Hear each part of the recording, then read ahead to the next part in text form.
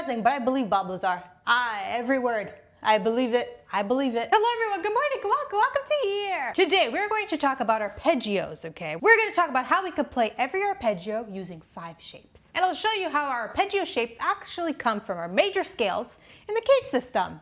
Yeah, let's do it. This is gonna be fun. It's gonna be fun. Stick around. Yeah. And so arpeggios can be played out of 5 shapes along the fretboard, okay? And those 5 shapes are modeled after the C, A, G, E, and D chords in open position. And I'll leave a video down below where I talk about that specifically, okay? The intro to the cage system and how that all kind of works. And it'll give you a little bit of more of a background, you know? And so now an arpeggio is made up of any notes from any given chord broken down and played individually. So it's like taking the ingredients of a chord, okay?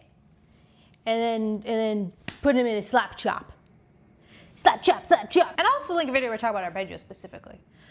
And what those are and stuff, you know. And so as a refresher to the cage system and what that is, we could take our C, A, G, E, and D shapes in open position, turn them into bar chords, for example. If we take this E, major chord in open position, we can bar it, okay, move it down. And then from this shape, we could extrapolate outwards and build our major scales around it. And I'll leave a video down below where I talk about that specifically. Oreos are vegan. Oreos are vegan. Oreos are vegan. Oreos are vegan. And so, okay, who freaking cares? Who freaking cares about that? Well, here's why we care about the major scales. Since our arpeggios, okay, are the notes of any given chord, and our chords are made up from the notes in these major scales, our arpeggios are hidden within them. They're hidden in there. Hidden in there. They're hidden in there like the aliens in the ocean.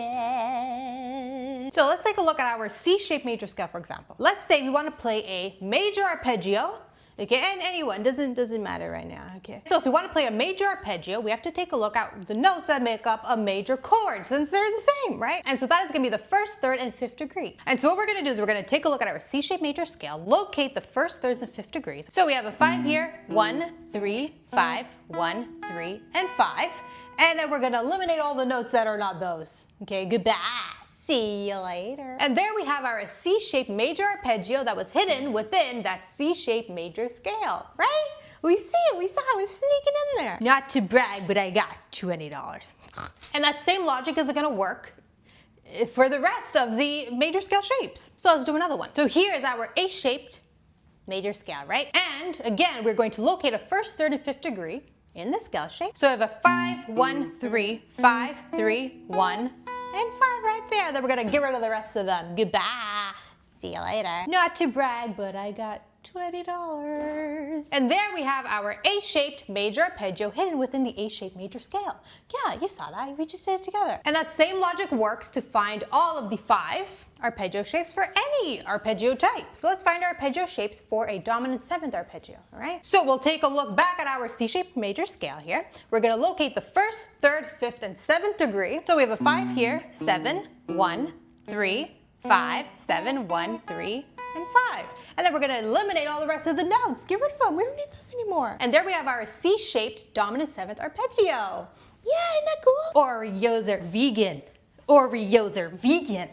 Oreos are vegan. And so, okay, great. Now we know our shapes, we know how to find them, but how do we actually apply them? How do we apply them to the fretboard? Well, we would apply them in the same way that we would apply our major scales. So example, let's say we want to play a G major arpeggio. Well, we're gonna take a look at our 5 major arpeggio shapes that we've derived from the major scales, right? We did that together. And we're gonna pick one, okay? So let's stick with our C shape, okay? We're using the C shape for our examples here. In the C shape, we have to line up its arpeggio identifier, okay, or the root note, which is going to be any 1st degree in this shape. So we'll take its 5th string, 1st degree, okay? Line it up to a G note on the fretboard, which is right here.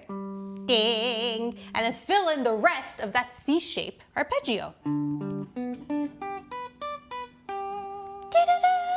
Oreos are vegan. Oreos are vegan.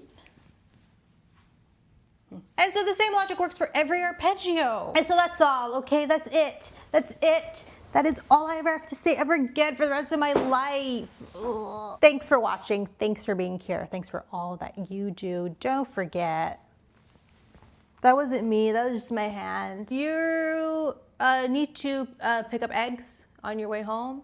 Don't forget. And you also need to mail that envelope to your insurance broker. Don't forget to go to meganchurchmusic.com. Get yourself the 70 Cent Guitar eBooks. You got 2 of them. The 70 Cent Guitar Set eBook will especially help you because it has the major scale shapes in there. It also has the major and minor arpeggio shapes already built for you. Is a chord, scale, and theory reference book all organized in the cage system, all right? It's got a bunch of music theory concepts, all in visual examples.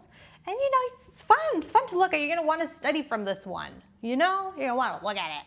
And we also got the 70 Cent Beginner Guitar Guide. That is a guitar guide, okay? It's gonna help you on your beginner journey. Everything you need to learn at the beginning of playing guitar is all in the book. We also got the course, Key to Music Theory World Tour course. It is a course where we go through the fundamentals of music, what keys are, how we build major scales, how we build chords from those major scales. It is the foundation of music theory. You know, you gotta start there. And don't forget to subscribe. At 5,000 subscribers, I'm gonna solve Rubik's Cube on camera for the world to see. You don't wanna miss it. So you wanna subscribe. You do want to subscribe, don't you? Don't forget to check out my YouTube memberships if you want to.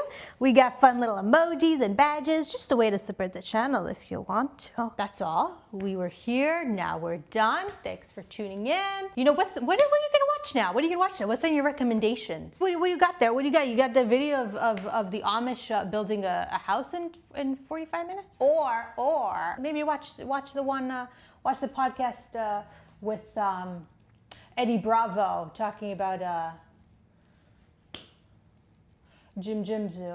You know, that's a good one. That's a good one. Watch the podcast with the sleep expert. You know, what's his name? Tony Robbins. So that's all, everyone.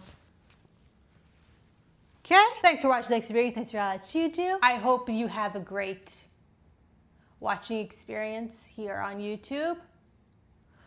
I hope you get lots of information. Thanks for watching. Thanks for bringing things for all that you do. Don't forget, if you're watching the playoff season this season, don't forget what it's really all about. Okay, it's really all about going to the field and going into the stair chairs, and you run off to buy a hot dog and try to get back before anything good happens.